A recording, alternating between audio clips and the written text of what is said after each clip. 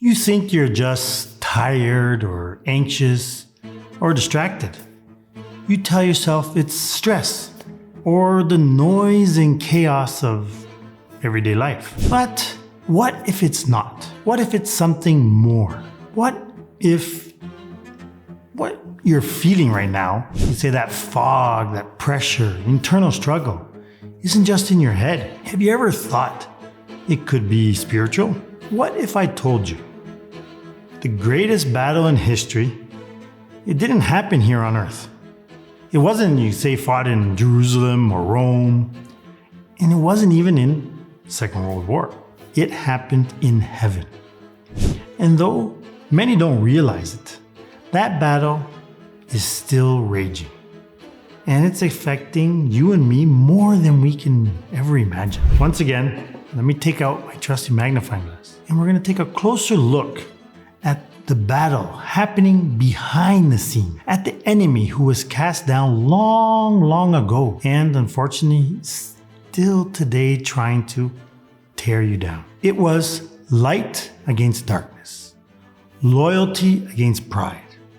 We call it the Prelium Magnum, the great battle, where an angel rose up against God, shouting rebelliously, "I will not serve." Now this was Lucifer, once the greatest of all the angels, but pride led him to rebel, and he lost his place. But he led with him a legion of angels. And then another angel stood up. He wasn't the highest or the most powerful, but he was loyal to God's plans. He didn't shout with pride. He asked one piercing question. Who is like God? That question became a battle cry, a cry of fidelity. And his name is Michael, Mikael in Hebrew. He didn't stand because God needed defending, because we all know God is all powerful. No, he stood because truth was under attack. In that moment, he became heaven's defender, the leader of the angelic hosts, the dragon slayer. And today, we know him as Saint Michael the Archangel.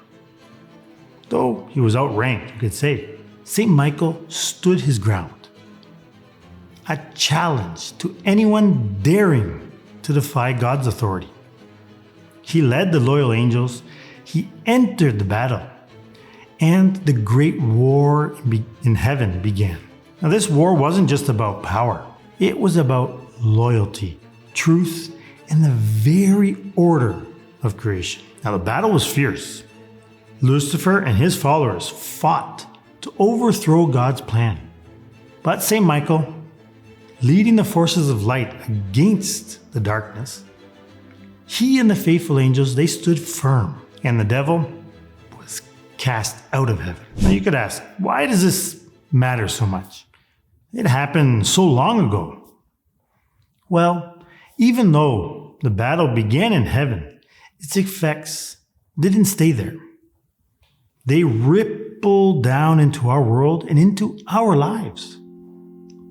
The war didn't end when Lucifer was cast out of heaven. It continues today.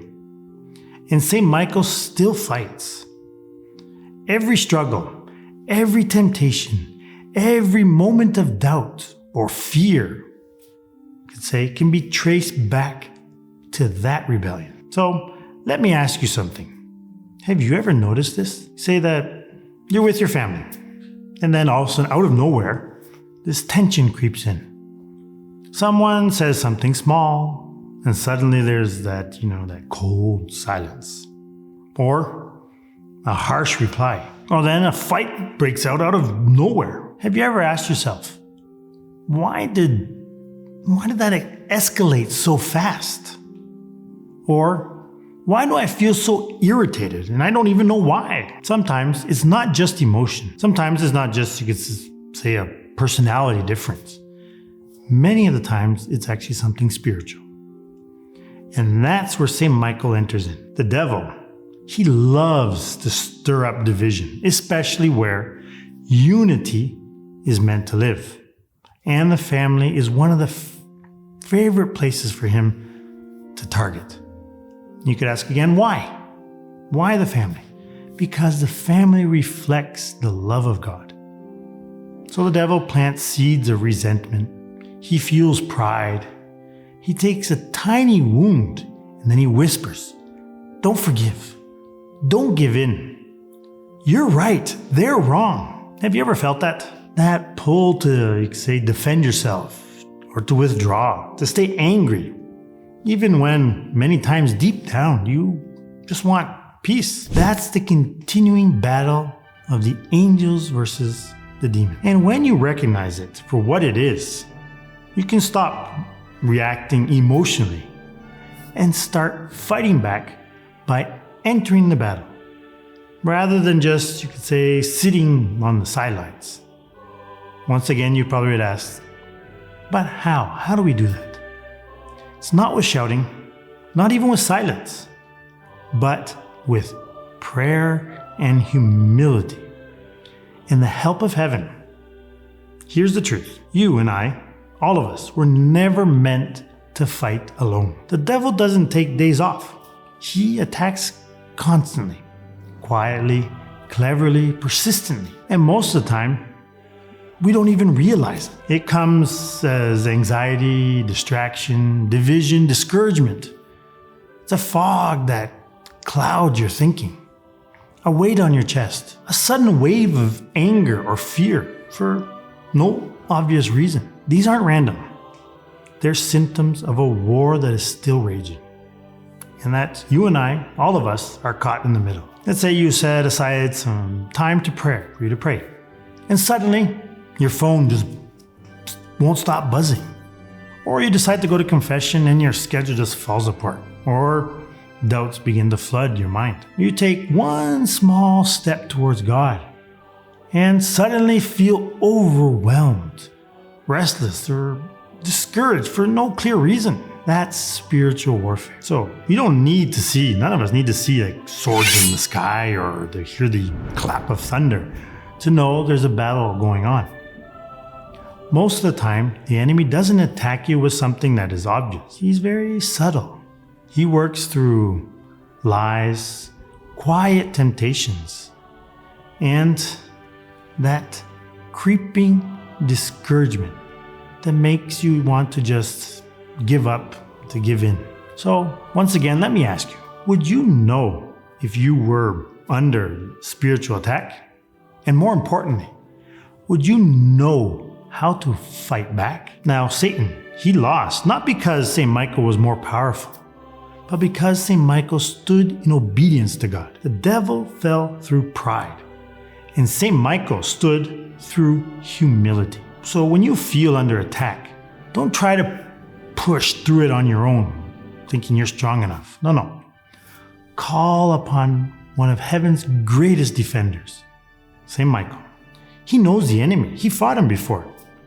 And more importantly, St. Michael never loses. But then there's some more important even. In every spiritual battle, we should also, and above all, turn to our Blessed Mother. She will come to your rescue. As we know, St. Michael is the commander of the heavenly armies. And our Blessed Mother is the woman clothed with the sun, the one that was foretold in Genesis, who would crush the serpent's head. Our Blessed Mother is our fiercest defender. She never loses any battle. So when things get difficult and you feel confused, overwhelmed, or worn down, run to our Blessed Mother. She will never abandon you. She is the one who will crush the enemy under her heel, and she will fight for you. That is why we, the heralds, we make this consecration to our Blessed Mother. It's not just a devotion, it's actually a weapon. And it's how we stand firm in the fight.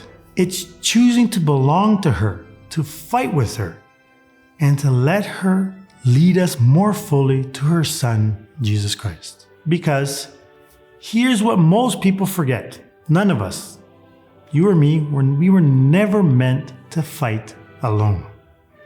So, if you're ready to take that next step. Make your consecration to our Blessed Mother. Have confidence in her. Because in the end, those who belong to her, to our Blessed Mother, will never be defeated. And for that, I will leave a link in the description below for the consecration. Now another question. Did you know St. Michael isn't just a powerful figure in church's tradition? He's actually named in the Bible, in the books of Daniel, Jude, and Revelation. And his name means, who is like God? A rhetorical question. But that was the bold battle cry he used when confronting Lucifer's pride. He's the leader of God's angelic army, the one who cast Satan and the fallen angels out of heaven. But this is where people sometimes forget. His mission didn't end there. And the church teaches that St. Michael continues to protect nations. He's the guardian of the church, and he protects individual souls, especially at the hour of death. He's also the patron of soldiers, police officers, and anyone in the middle of a battle, be it a physical battle, and above all, the spiritual ones. Now, we all heard of this famous prayer to St. Michael, but do you know the origins of that prayer? Where did it come from? Today, it is one of the most commonly used spiritual weapons, but unfortunately, very few people know where it comes from. It all started with a terrifying moment in the life of Pope Leo XIII. One day, after celebrating Mass, he turned pale and collapsed, visibly shaken by something that no one else could see. What exactly he saw or heard has been debated over the years. One thing for sure, it left a deep impression on the Pope. So in response, Pope Leo composed a prayer to St. Michael, calling on the help of the Commander of Heaven to protect the Church. Today, countless people still call on St. Michael for protection, because when the battle gets real, you want him on your side. So use the prayer. It is very, very powerful. The devil hates this prayer because it calls down heaven's power, and it reminds him of that day, the day he was cast out by St. Michael. So I encourage you to pray it daily, and also pray it out loud with faith. Say before you go to bed. It's a good prayer to pray before you're going to have a difficult or tough conversation with someone. When you're afraid, ask for St. Michael's protection. He's not a myth or a symbol. He's real, and he wants to help you. But the important thing is, we need to ask for his help. So, in this video, we just uncovered the cosmic battle that began in heaven. War still affecting us today. But, as I said, St. Michael's role didn't end with casting the devil out of heaven. His mission still.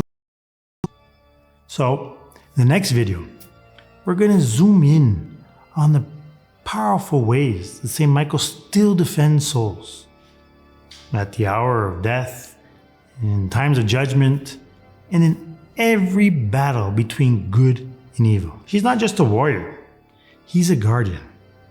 So let's take a closer look at how he fights for you and for me. Well, unfortunately, my time is up. So I hope to see you in the next video. And also, before leaving you, I would like to thank all of our members. Help us to be able to continue on with this apostolate. Not just these videos, but also our missions spread throughout the world. Thank you very much. Hope to see you in the next video. God bless, and Salve Maria.